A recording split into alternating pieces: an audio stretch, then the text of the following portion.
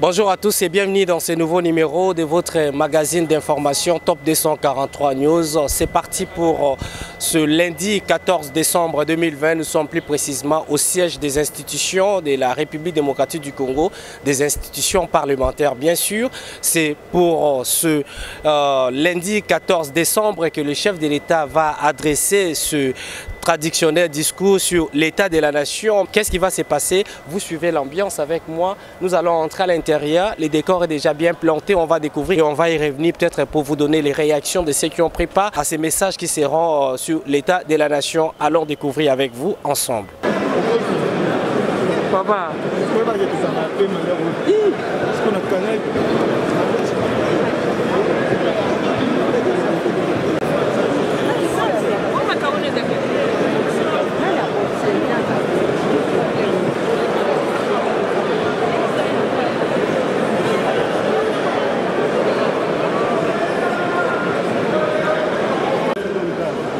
Distingués invités en vos qualités et titres respectifs pour protocole. L'hymne national. Secondo, l'ouverture de la séance plénière par l'honorable président du Sénat, président du Congrès.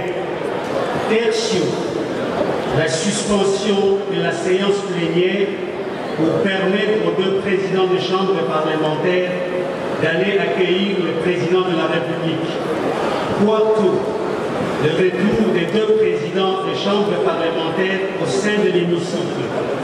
Quinto, l'entrée du président de la République dans la salle des congrès.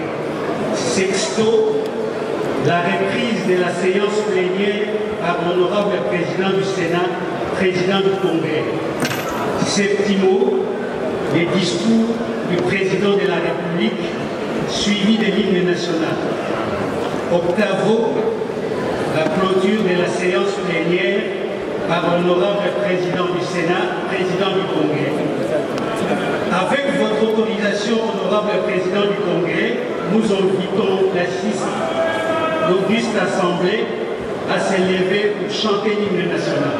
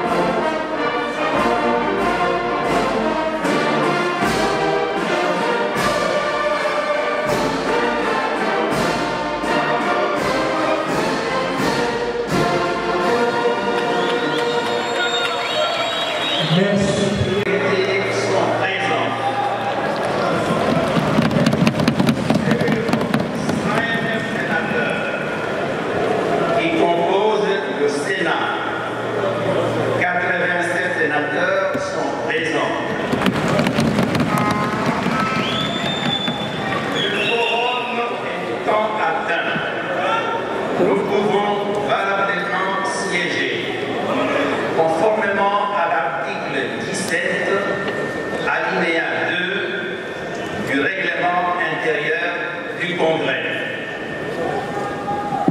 Honorables membres du Congrès et chers collègues, avant de débuter nos travaux, je demande au rapporteur du Congrès de donner lecture de la décision conjointe portant convocation de l'Assemblée nationale et du Sénat en Congrès.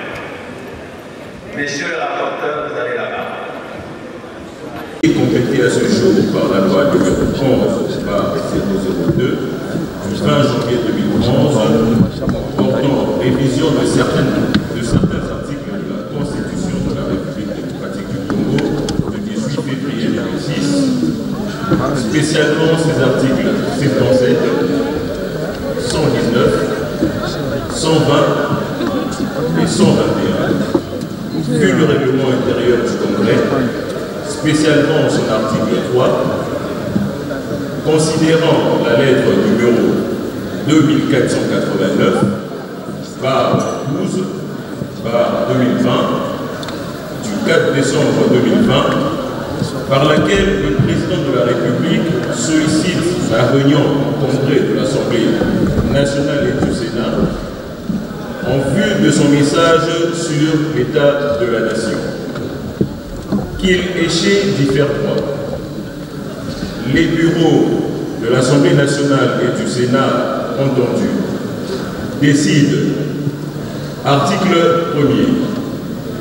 L'Assemblée nationale et le Sénat sont convoqués en congrès ce lundi 14 décembre 2020 à 11h. Article 2.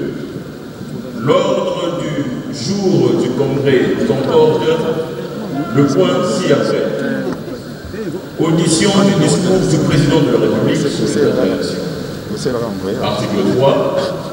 La présente décision entre en vigueur à la date de sa signature. Fait à Kinshasa, le 8 décembre 2020, Janine Mabunda Lioko, présidente de l'Assemblée nationale, Alexis Tanguy Mwamba, président du Sénat. Merci, monsieur le président. À la date où cette décision a été prise, l'ancienne présidente de l'Assemblée était en fonction. C'était donc normal qu'elle signe pour répondre dans les délais.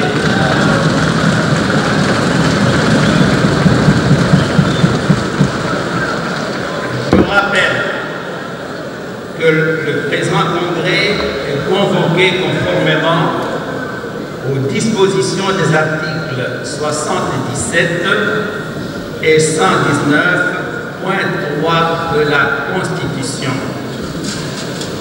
L'ordre du jour de cette séance comporte 2 points ci-après. Premier point, l'adoption de l'ordre du jour. Deuxième point, audition du discours du président de la République sur l'état de la nation. Les membres du Congrès vont se prononcer sur cet ordre du jour. Veuillez le manifester. Qui sont pour? Qui sont contre? Qui s'abstiennent?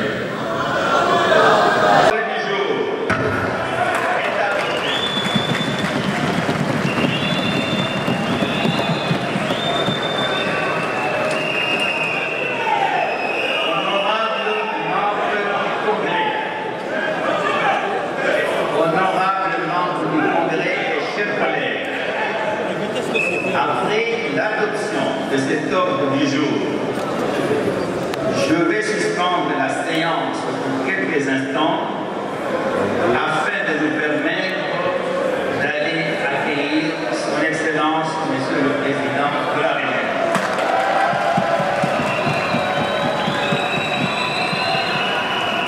Pendant ce temps, je demande aux honorables membres du Congrès, à nos invités, ainsi qu'au public, de rester en place. J'insiste sur le caractère solennel de cette cérémonie et je considère que ça serait manquer du respect au chef de l'État qui doit chahuter dans l'hémicycle. La séance est suspendue.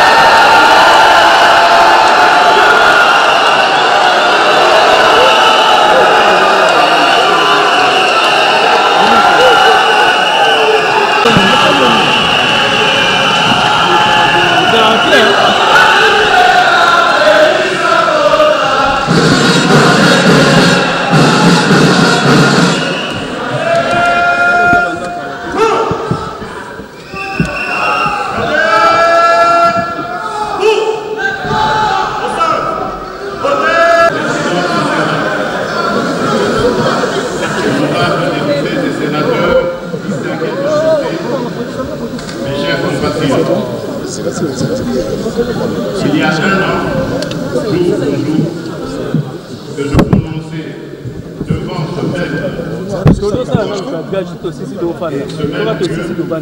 mon premier discours sur l'état de la nation. Ce fut alors une occasion non seulement d'adresser à l'attention des Congolais et des Congolais le bilan de l'action des pouvoirs publics durant l'année civile, mais aussi de partager avec mes compatriotes ma détermination à engager tous les secteurs de la vie nationale les réformes nécessaires à l'amélioration de leur vécu quotidien selon notre leitmotiv, le peuple d'abord.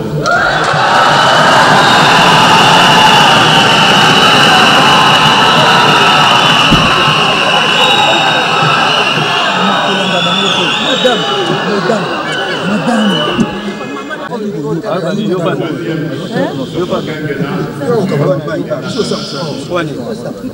situer à l'intention du peuple congolais les moments clés qui ont ponctué la vie de la nation tout au long de l'année qui s'achève.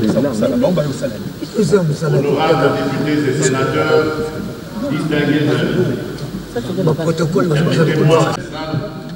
j'avais annoncé que l'an 2020 serait l'année de l'action, durant laquelle tout devait être mis en œuvre pour rendre irréversible notre avancée vers le progrès. La détermination était renforcée et la remise à niveau de nos officiers supérieurs dans tous les domaines. De même, je signale que les travaux de construction de l'Académie de police et du ministère de la Défense sur financement de l'Union européenne vont commencer au début de la nouvelle année 2021.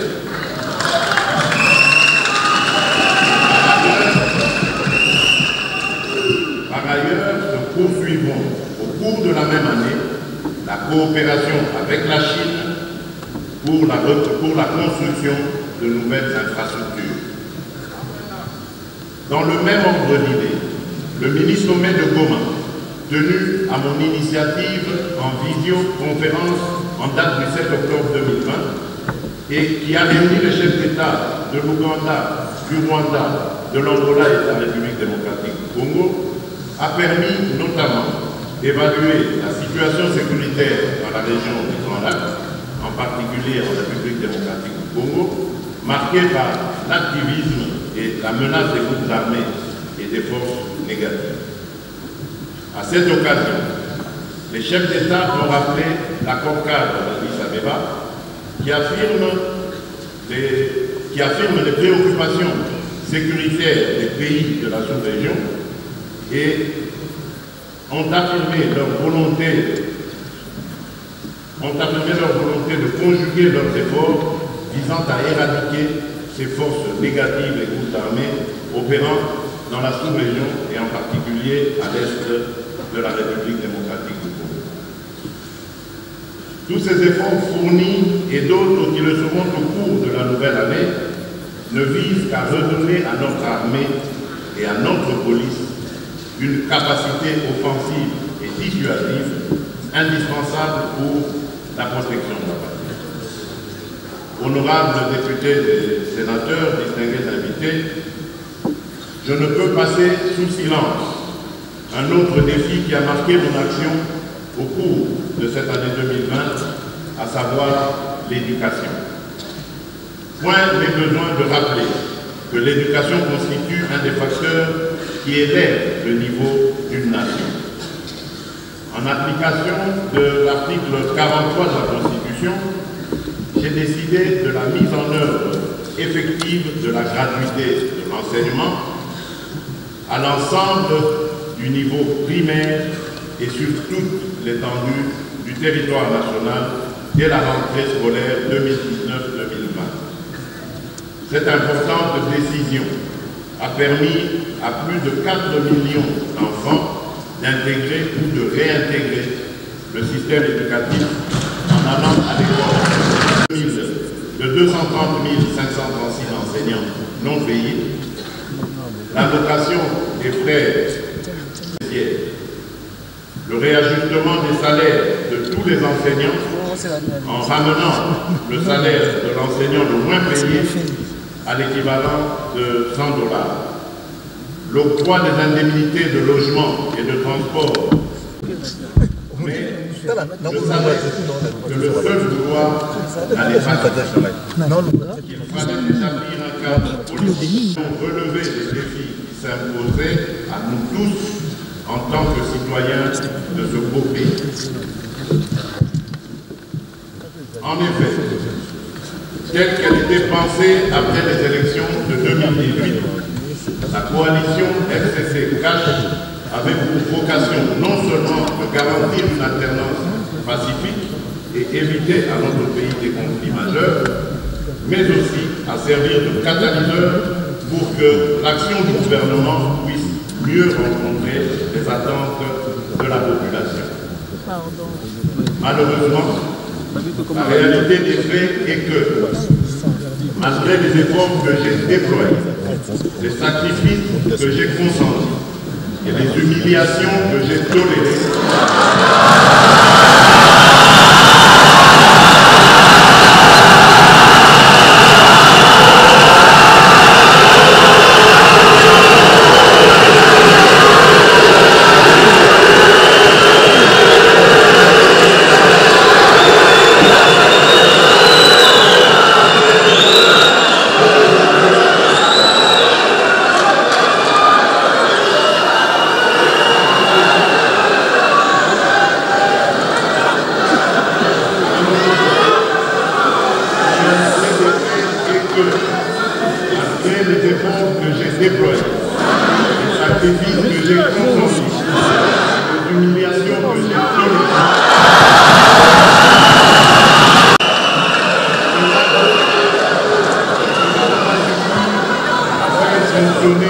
harmonieusement cette coalition.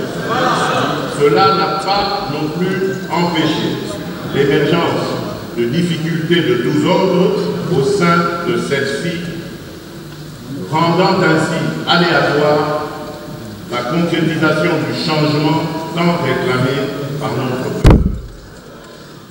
Face à cette situation qui menaçait à la longue le fonctionnement normal de nos institutions dont je suis le garant, il me fallait absolument réagir, mieux agir.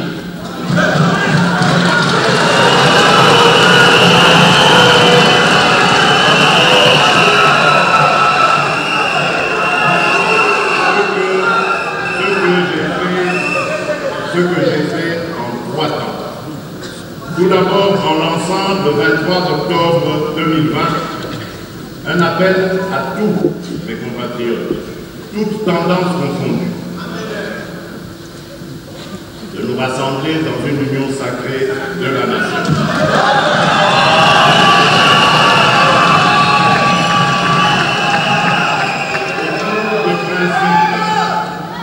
Autour de principes, de valeurs et d'actions dédiées au service de la population. Ensuite, en me fondant sur les prérogatives que me confère l'article 69 de notre Constitution, j'ai engagé de larges consultations des forces vives de la nation à travers les leaders les plus représentatifs de la société civile et de la classe politique, afin de recueillir leurs avis et éventuelles recommandations sur les solutions de sortie de crise. Enfin, par mon message à la nation du 6 décembre dernier, j'ai rendu public les décisions que j'avais prises, enrichies par les apports de différents groupes et personnalités consultées.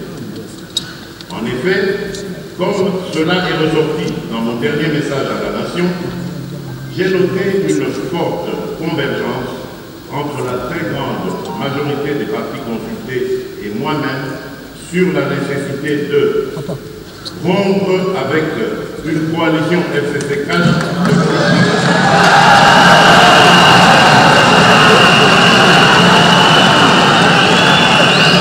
conformément à l'alinéa 2 de l'article 78 l'exercice de la Constitution. Procéder à la formation d'un gouvernement d'union sacrée de la nation.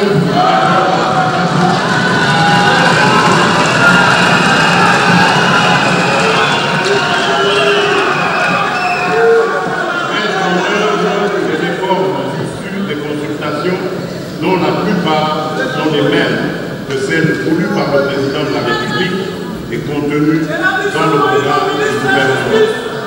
Députés et sénateurs,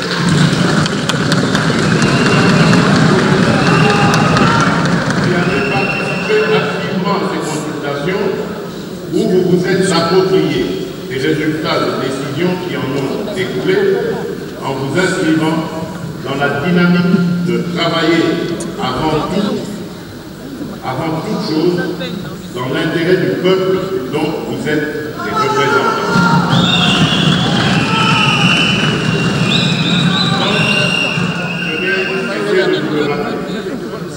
Vous avez un rôle à jouer pour aider à corriger les excès du passé, à implémenter un nouveau mode de gouvernance et à veiller à ce que nous ayons un Congo pacifique, plus efficace, plus démocratique et surtout plus solidaire. La révalorisation de la mission parlementaire, tout en veillant bien sûr à un meilleur traitement des députés.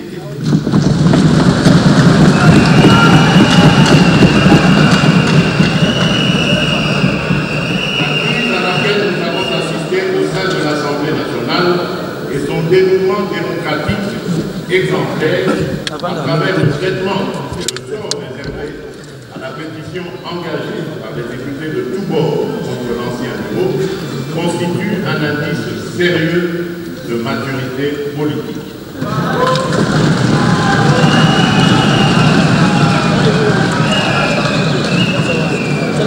Le fait tente à démentir une certaine doxa populaire qui soutient encore que le sort de notre pays ne peut s'inscrire que dans le sang, la violence, les rébellions, les assassinats et autres coups d'État. Le moment est donc venu de comprendre qu'il n'y a d'alternative à la construction démocratique que dans la paix et la concorde nationale, aussi laborieuse soit-elle. Que l'on soit de la majorité, de l'opposition, chacun doit jouer sa partition dans l'amour du pays et de son peuple et dans le respect des institutions. Envers ses filles et ses fils qui auront agi dans l'intérêt du peuple, j'annonce en juin 2021, en marge de la célébration du 61e anniversaire de notre indépendance, la patrie témoignera sa reconnaissance envers le Premier ministre, notre Patrice Emery Lumumba, un héros national dont on va procéder au rapatriement et à qui on donnera enfin une sépulture digne de son sacrifice.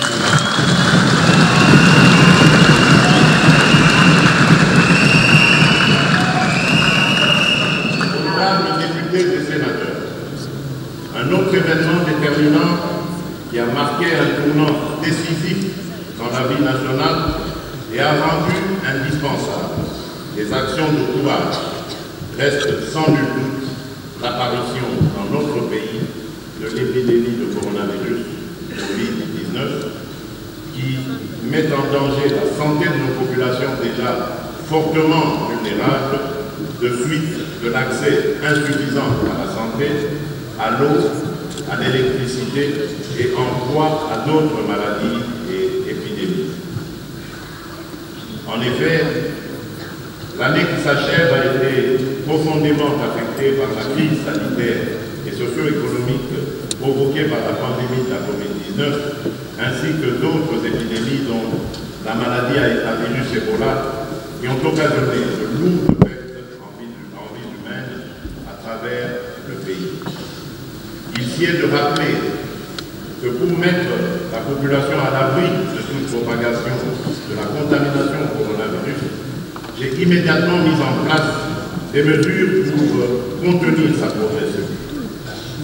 En effet, j'ai proclamé l'état d'urgence sanitaire en imposant une série de mesures de prévention et de protection qui ont permis de ralentir la propagation de l'épidémie dans la capitale ainsi que dans les provinces. La prise en charge de la lutte contre la COVID-19 a été confiée à un comité multisectoriel. Une task force présidentielle a été mise en place pour le suivi et l'évaluation de toutes les activités de prévention et de riposte contre la pandémie de coronavirus. L'on peut noter avec satisfaction que, grâce à mon impulsion, l'année 2020 a marqué la fin de l'épidémie mortelle de la maladie à virus Ebola, qui a sévi à l'est du pays et dans la province de l'Équateur, et de l'épidémie de rougeole, grâce aux campagnes de riposte menées avec efficacité par les experts nationaux et internationaux, intégrant la vaccination, la prise en charge des cas et la surveillance de la maladie. L'épidémie de COVID-19, dont le premier cas a été détecté en mars 2020. En dépit de l'existence de ce dispositif qui a permis d'obtenir des résultats probants en termes notamment de maîtrise du nombre de cas de contamination et de baisse de cas de décès, l'on doit admettre que la riposte à la COVID-19 reste confrontée dans notre pays à des défis majeurs, dont principalement la prise en charge gratuite des patients, la réalisation des tests à grande échelle et la mitigation des conséquences socio-économiques qui nécessitent encore beaucoup de moyens. À cela s'ajoute le déficit de structures de santé capables de répondre à une épidémie à grande échelle, les besoins en ressources humaines de pointe, ainsi que la gestion de transport des malades. Ces différents défis justifient mon appel à une maximisation des recettes publiques par le gouvernement, à l'intensification de la lutte contre la corruption, à la création d'un fonds national de solidarité pour faire face à la COVID-19, à la solidarité et à la coopération internationale, tant sur le plan bilatéral que multilatéral. Entre-temps, j'appelle les Congolaises et les Congolais à la vigilance tous azimuts face à la remontée des cas de COVID-19 qui se confirme maintenant comme une deuxième vague, principalement dans la ville de Kinshasa. Cette deuxième vague est essentiellement due à l'importation des cas venant des pays étrangers, mais aussi au relâchement des mesures de prévention. Il nous sera difficile de maîtriser cette nouvelle vague si la population n'obéit pas aux gestes barrières.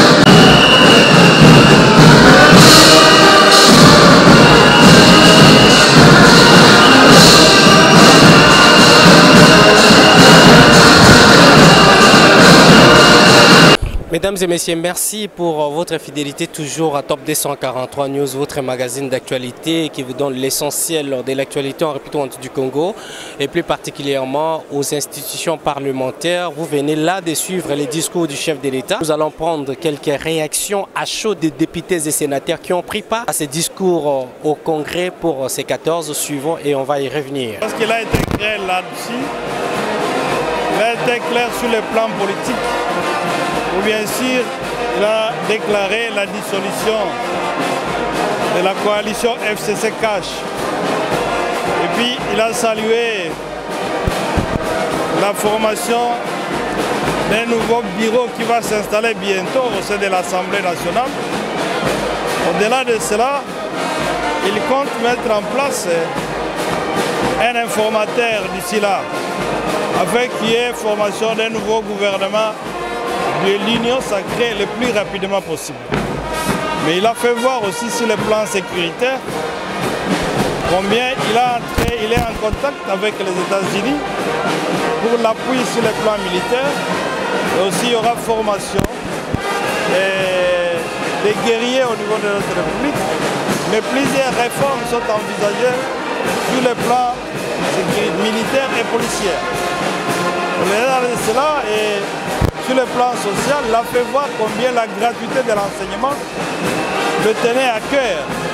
Et que tous ceux qui sont considérés comme les nouvelles unités et les frais de fonctionnement de ces écoles primaires publiques lui tenaient à cœur et qui ferait de sorte que les choses s'améliorent au fur et à mesure que les recettes de notre pays seront en train de s'améliorer. Et en fin de compte, il a fait allusion à la production ou à la desserte en eau électricité. Il fait vraiment la priorité de ses soucis pour que cela soit un moteur du développement de notre nation. Au-delà de cela, il demande à ce que toute la population congolaise puisse l'accompagner afin qu'on précise réellement cet ambitieux programme qu'il est en train de se proposer. Seul, il ne pourra pas, mais avec l'appui de tout un peuple, il arrivera à l'amélioration tant soit peu de la condition de vie de notre population. Voilà ce qui a été le plus marquant et le plus nécessaire lors du discours du chef de l'État. Oui, j'ai vraiment un sentiment patriotique par rapport au discours du président de la République, le discours à la nation. C'est que qui m'a beaucoup flatté et que la coalition, il a vraiment insisté, répété devant les élus légitimes du peuple que la coalition FCC Cash est vraiment donc il a arrêté avec cette coalition et il attend maintenant constituer une coalition d'union sacrée qui sera concrétisée par la constitution d'une nouvelle majorité parlementaire par l'informateur qui va bientôt nommer. Donc nous estimons que c'est un grand succès pour l'avenir et nous attendons, nous avons beaucoup d'espoir que cette année sera une année de l'union sacrée de la nation ainsi que la réussite dans beaucoup de domaines avec la fin de cette fameuse coalition de la faim que nous avons vécue l'année passée. Ouais, ce que j'ai retenu, c'est que ces réalisations de 2020 ont subi plusieurs embûches, notamment la Covid et tant d'autres embûches politiques. Et il en appelle la majorité, l'opposition, à tout le monde à œuvrer pour jouer sa partition. Je crois que c'est ce qui est plus important, c'est 2021. Nous avons plusieurs défis pour 2021. Je ne pense pas, dans la mesure où il y a l'union sacrée et ça pourra aider donc à faire passer certaines réformes très importantes dans le pays. Vous savez, il y a un nouveau bureau qui va se placer, il y aura un informateur qui va constater la nouvelle majorité. Nous pensons que le peuple congolais en a marre Donc le peuple congolais a besoin des actions concrètes et des actions qui sont en adéquation avec la misère qu'elle traverse. Enfin, le peuple congolais veut maintenant que les choses s'améliorent. Le peuple congolais n'a plus besoin de discours aujourd'hui. Le chef de l'État a promis, le chef de l'État a tout dit, parce qu'il a touché tous les domaines possibles. Ce que je lui demande, c'est de tout faire pour concrétiser toutes ces promesses afin que la population congolaise puisse se retrouver à ses fins. Que ce soit dans le gouvernement qui va venir, que ce soit dans le bureau de l'Assemblée nationale qui va venir, ce qui est important, ce sont les Congolais qui vont diriger ce pays dans le gouvernement ou dans l'Assemblée, au bureau de l'Assemblée nationale. Ce sera des Congolais. Ils seront des Congolais. Et la deuxième chose, nous devons tous privilégier les intérêts de la population tout en respectant la Constitution de la République démocratique du Congo. Oui, j'ai apprécié le discours du chef de l'État parce qu'il s'est livré à un exercice objectif, des faits saillants qui ont marqué en fait, l'année 2020. Et il les a précisés de manière claire et nous savons tous que c'était aussi des défis importants auxquels l'État devait faire face. Et moi personnellement, j'ai apprécié ce message. Oui, mais parce que les gens du FCC ont exagéré. Quand vous regardez le président de la République, c'est un homme de bon cœur. Hein, moi, en fait, j'ai étudié avec lui à Sainte-Anne, à Elikia. Je le connais un peu, c'est un homme de bon cœur. Mais il a consenti beaucoup de sacrifices. Il a accepté des débordements qu'un président de la République ne peut pas accepter. Du temps de Mobutu, vous ne pouvez pas faire ça. Et ils n'ont jamais fait ça à Joseph Kabila. Mais ils ont profité quelque part je dirais un peu de la bonne foi, de sa bonne foi, en fait, pour se livrer à des pratiques ou à des comportements inacceptables. Dans ce discours, il a énuméré les grands défis. Mais il y a aussi des solutions qu'il doit apporter à ces défis. C'est pour cela qu'il réserve 2021 pour ces solutions, en fait pour des actions concrètes qui doivent permettre à notre État de renégocier les virages convenablement, les virages de développement socio-économique, parce que nous avons intérêt. Et c'est à travers ces actions d'ordre socio-politique en fait, qu'il pourrait parvenir à nous aider à sortir de ces bourbiers. Merci beaucoup pour la question. Pas les attentes des députés, mais de la population congolaise. Le discours du chef de l'État, j'ai aimé son discours. C'est un très beau discours. Ce n'est pas pour la première fois que je le suis. Son discours de l'année passée, je l'avais très bien suivi. Et aujourd'hui, il a essayé de recadrer encore. Et c'était bon par rapport au point qu'il a relevé dans son discours. J'ai aimé le discours du chef de l'État. Pourquoi? Parce que c'est un discours rassembleur. C'est un discours qui engage tout le monde sans discrimination. Parce qu'il a fait un appel pathétique à tous les Congolais et Congolaises de venir adhérer dans l'union sacrée de la République. C'est ce qui est très très important. Ça ne sert même à rien que j'avance, je fasse beaucoup de commentaires, mais il a très bien parlé. Vous voyez? Mais lui, il a fait ça, il a fait son programme. Quand il a invité tout le monde aux consultations ici, les Congolais et Congolaises entendent que les consultations puissent se terminer et les résolutions qui sortiront à partir des consultations, c'est ce qui permettra aux chefs de prendre les décisions. Et c'est ce qui était fait. Parmi les décisions, après les consultations, qu'est-ce que le chef a dit dans son discours? Toutes les couches qu'il a consultées avaient presque à 80% ses préoccupations à lui, le président de la République. C'était très important. Donc, cette proposition de consulter les Congolais fut une idée très géniale que le chef a procédé à faire pour que les Congolais puissent lui dévoiler les secrets du pays, donner les attentes de la population parce qu'il a touché toutes les couches, que ce soit la société civile, les politiques, tout le monde qui voulait participer. Malheureusement, il y a eu d'autres qui ne voulaient pas y aller. Mais après tout, le chef a consulté et il a donné ses résolutions. Et à partir de ces consultations, tout le monde disait qu'il y ait divorce entre FCC et CASH. C'est ce que le chef a fait. Et il a invité, que ce soit les FCC, que ce soit les CASH, tous nous puissions adhérer dans cette union sacrée parce que ça va rassembler tout le monde. Donc il prône l'unité. Donc il faut être unis dans cette union sacrée. Maintenant, qu'est-ce qui va se passer? On avait déchu le bureau de l'Assemblée nationale la semaine passée. Moi, j'y ai travaillé grandement parce que je suis un des pétitionnaires pour votre information. Donc on a travaillé dessus. Donc ça promet que d'ici là, le chef va concrétiser son mot. Sa parole, là, il a dit qu'il va nommer un informateur.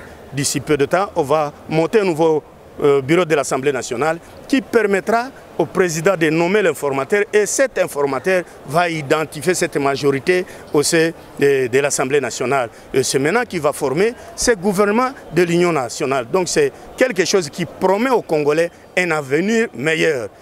Et dans son discours, ce que j'ai aimé aussi, c'est le problème de la sécurité qu'il a épinglé.